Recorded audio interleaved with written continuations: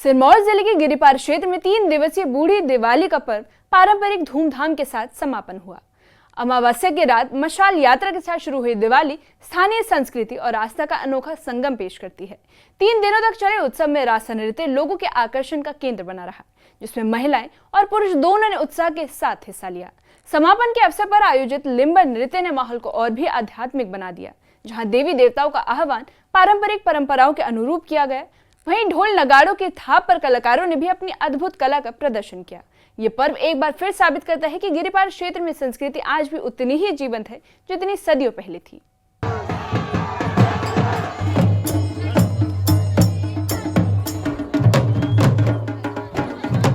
सिरमौर के गिरिपार क्षेत्र में बूढ़ी दिवाली का समापन बेहद पारंपरिक माहौल के बीच हुआ।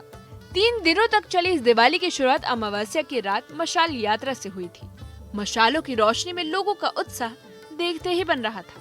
स्थानीय निवासियों के अनुसार ये यात्रा न सिर्फ अंधकार पर प्रकाश की विजय का प्रतीक है, बल्कि इसके साथ ही आस्था का प्रतीक भी मानी जाती है।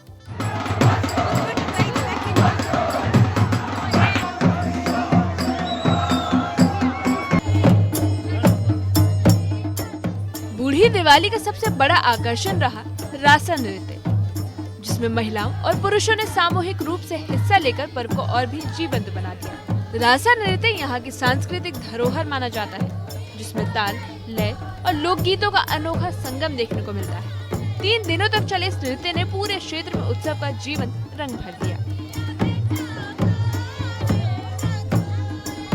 समापन दिवस पर अद्भुत नजारा तब देखने को मिला जब लिम्बर नृत्य की पारंपरिक शुरुआत हुई। लिम्बर नृत्य देवी देवताओं के आह्वान का प्रतीक माना जाता है और इसे बूढ़ी दिवाली का सबसे पवित्र हिस्सा भी समझा जाता है। इस नृत्य में पुरुष और महिलाएं गोलाकार बनाकर ढोल नगाड़ों की थाप पर थिरकते हैं।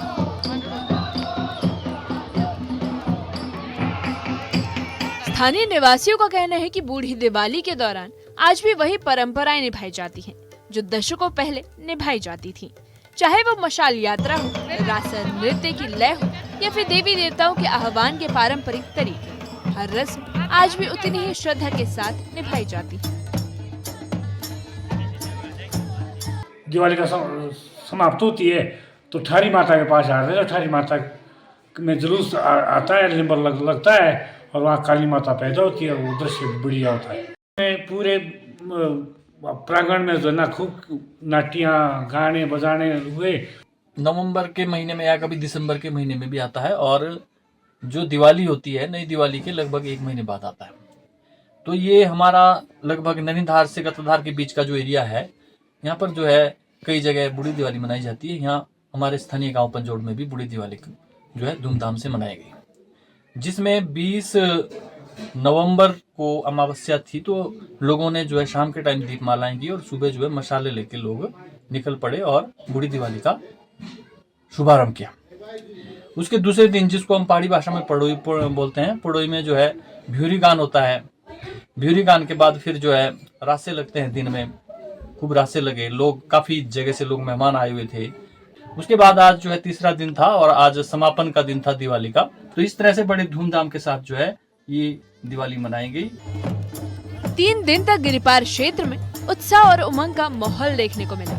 स्थानीय लोग, महिलाएं, बच्चों और बुजुर्ग सभी एक साथ इस पर्व को मनाते दिखाई दिए। लोगों के घर पारंपरिक व्यंजन बने, लोकगीत गूंजे और देव परंपराओं का पालन हुआ।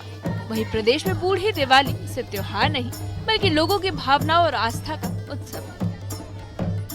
न्यूज़ 18 के लिए नाहन से सतीश शर्मा की रिपोर्ट। बूढ़ी दिवाली का ये समापन सिर्फ एक पर्व का अंत नहीं, बल्कि परंपराओं, लोक कला और सामुदायिक एकजुटता की खूबसूरत झलक पेश करता है। लिम्बर नृत्य के साथ जब देवी देवताओं का आह्वान हुआ, ढोल नगाड़ों की गूंज पर्वतों में फैली, तो पूरा गिरिपार क्षेत्र मानो एक अद्भुत आध्यात्मिक रंग में रंग गया। रासा नृत्य की ताल पर 3 दिनों तक चले उत्सव की रौनक ने स्थानीय संस्कृति की गहराई और उसकी जीवंतता को फिर से उजागर कर दिया। और आज भी यहाँ की पीढ़ियां इस परंपरा को उसी श्रद्धा और उल्लास के साथ निभा रही है, जैसे उनके पूर्वज निभाते आए हैं।